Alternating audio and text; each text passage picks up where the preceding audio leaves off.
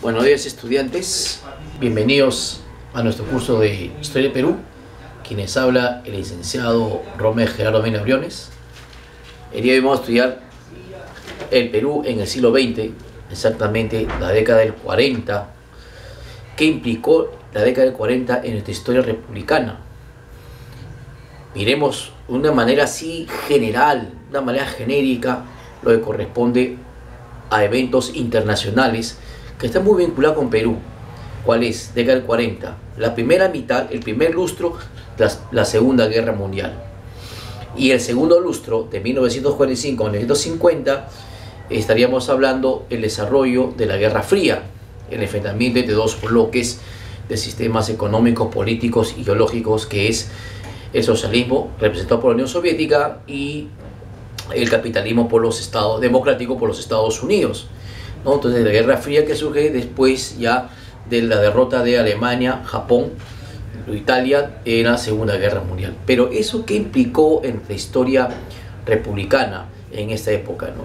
Se suscitó, digamos, participación política de partidos considerados como enemigos del Estado, como enemigos de la oligarquía, y justamente vamos a hablar de quién, de este partido que es el APRA y el Partido Comunista. Pero más que más destaca en las persecuciones políticas es el caso del Partido Aprista peruano y cómo el APRA va a afrontar políticamente estos dos lustros, esta década del 40 del siglo pasado. Bien, veamos entonces quiénes son los principales representantes, qué gobiernos son y cuáles son las principales acciones u obras.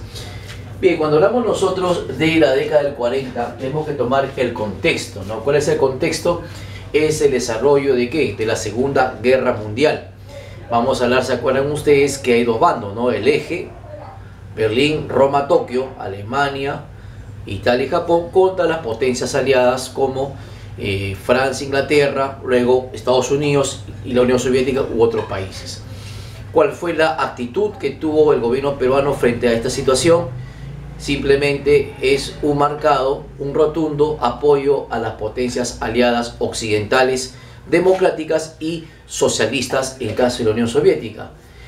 ¿Esto qué nos puede llevar? Esto nos lleva, jóvenes estudiantes, a decir que si hay un apoyo a los aliados contra y el rechazo contra las potencias del eje, Alemania nazi de Hitler, la Italia fascista de Mussolini, el imperio japonés del Hirohito, el imperio Hirohito, entonces aquí se va a suscitar lo que se llamamos la primavera democrática, ¿no? Es decir, que hay una participación plena política, digamos, de una manera semi libertad por parte del APRA y más aún con mayor libertad el Partido Comunista del Perú. Pero la guerra mundial ocasionó una crisis dentro de la oligarquía nacional peruana, ¿sabes? Una crisis, un resquebrajamiento en las altas esferas económicas, políticas de la sociedad peruana. Es decir, que si hablamos nosotros van a haber dos grupos. Uno, un sector oligárquico que está dedicado a los grandes negocios, a las grandes finanzas, a las grandes industrias, que podríamos nosotros atrevernos a decir ya una burguesía, una burguesía nacional, reducida obviamente, encabezada por la familia Prado. La familia Prado, que ellos se dedican a lo que cuestione de industrias y negocios. Y la otra facción oligárquica son los agroexportadores, cuyas características son más conservadores y más reaccionarios, ¿no? Son los que siempre buscan la oposición al accionar del APRA para llegar al poder. O sea que el sector, no se olviden, el sector agroexportador, la oligarquía agroexportadora es más reaccionaria, es más, digamos, más conservadora. No es tan flexible, tan liberal, por decirlo, como el caso del sector burgués industrial o la oligarquía industrial, representado en este caso por la familia Prado.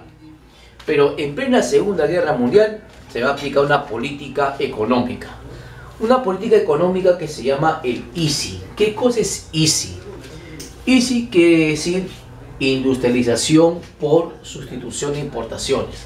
Es decir, debido a la coyuntura, al momento de la Segunda Guerra Mundial, no solamente, ojo, no solamente va a ser un país exportador o extractivo de materias primas a las potencias europeas, sino que el Perú va a aprovechar ese momento, el gobierno de turno en ese momento va a aprovechar en crear industrias, fomentar la industrialización, por ejemplo, ¿no? Para la fabricación del acero, por ejemplo, para los tanques de guerra, aviones, etcétera, que eso lo vamos a vender al mercado internacional, principalmente la potencia en ese momento, Estados Unidos, ¿no? Que tenía en ese momento el enfrentamiento contra la Alemania nazi de Hitler y contra el imperio japonés. Esa es una forma como el Perú aplica esta política de industrialización por sustitución de importaciones. O sea que las importaciones van a bajar y que favorece las grandes exportaciones. En estos eventos de la Segunda Guerra Mundial va a generar ciertos ingresos económicos a favor del Estado peruano.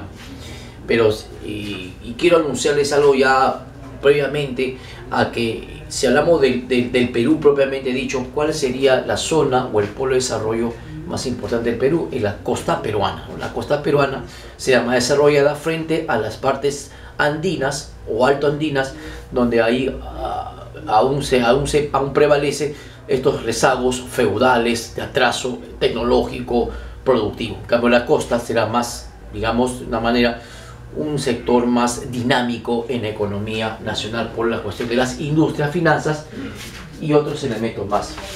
Sin embargo, vamos a hablar nosotros del gobierno de Manuel Prado y Ugarteche, ¿no? ¿Quién es justamente Manuel Prado y Ugarteche? Manuel Prado y Ugarteche, para empezar, antes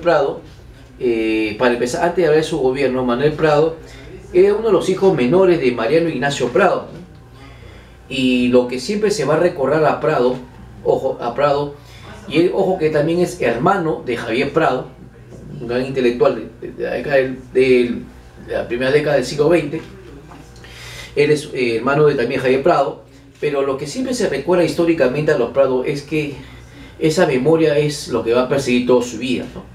Por ejemplo, los apristas, ¿no?, lo señalaron como el hijo del traidor. ¿Por qué el hijo del traidor? Porque su padre, Mariano Ignacio Prado, huyó del país en plena guerra con Chile, con todas las aportaciones que los grupos peruanos dieron para comprar armamentos en 1879. Y es por eso que Prado siempre se va a quedar con esa, memoria histórica. Entonces, como le digo a ustedes, él de una manera era una persona de tipo afrancesada, o sea que abrazó la cultura francesa y era un aristócrata que en su juventud jugó mucha la popularidad. Él de una manera viajó por el país, ¿no? Él de una manera muy elegante para vestirse, de su comportamiento aristocrático, y también se acoplaba pues a la situación del momento en su forma de vestirse y presentarse ante la sociedad. Sin embargo, en su gobierno pues sabemos que él se pone, y hemos hablado hace un momento, se pone al lado de los aliados en ese momento. Sin embargo, hablemos que el caso de la oligarquía no solamente es una oligarquía industrial y una oligarquía agroexportadora, sino que en términos ideológicos, en ese momento de la Segunda Guerra Mundial, la oligarquía también se resquebrajó en términos justamente ideológicos. Un sector de la oligarquía es pro apoyo a los Estados Unidos, y mientras que el otro sector aún tenían los aires dejados en la década del 30 por el fascismo, el fascismo italiano y el nazismo alemán, ¿no? O sea que un grupo de la oligarquía agroexportadora, en este caso, abrazaba esos viejos ideales del fascismo italiano y el nazismo alemán. Sin embargo, lo que por presión misma, en la situación misma, Prado tuvo que de una manera continuar de una manera muy elegante una dictadura, ¿no? O sea, donde el poder del presidente era muy fuerte. Él de una manera dejó en libertad de manera restringida el accionar de los apristas, y al igual que en este caso que los comunistas, que tuvo una amistad, bueno, al menos más agradable.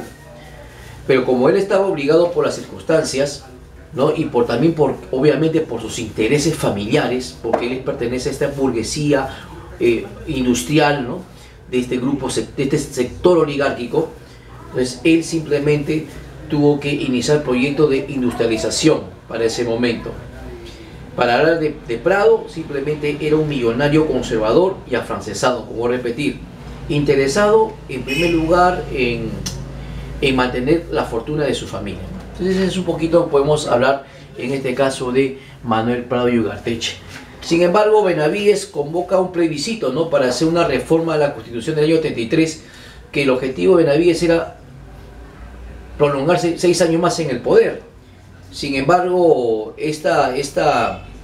digamos, este pedido de plebiscito, de consulta popular para hacer reforma a la Constitución y él tener 6 años más de gobierno, hubo rechazo por parte del APRA, ¿no? El APRA declaró anticonstitucional este plebiscito que pretendió hacer Benavides.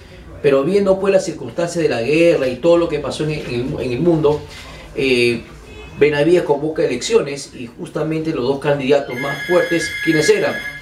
Estos dos candidatos era, por un lado, ¿quién era? Por un lado era Manuel Prado y Ugarteche, y por otro lado era José Quesada, ¿no? Entonces Prado representa, repito, los intereses de la burguesía industrial, mientras que José Quesada, del grupo Frente Patriótico, José Quesada era uno de los seguidores, en este caso lo siguieron el grupo de los fascistas peruanos, ¿no? Y el partido es Unión Revolucionaria. Pero al final de cuentas, en estas elecciones, los votos indirectos del APRA favoreció ¿a quién? Favoreció a Prado. Y Prado toma el poder y su lema de gobierno, ¿cuál es? La buena vecindad.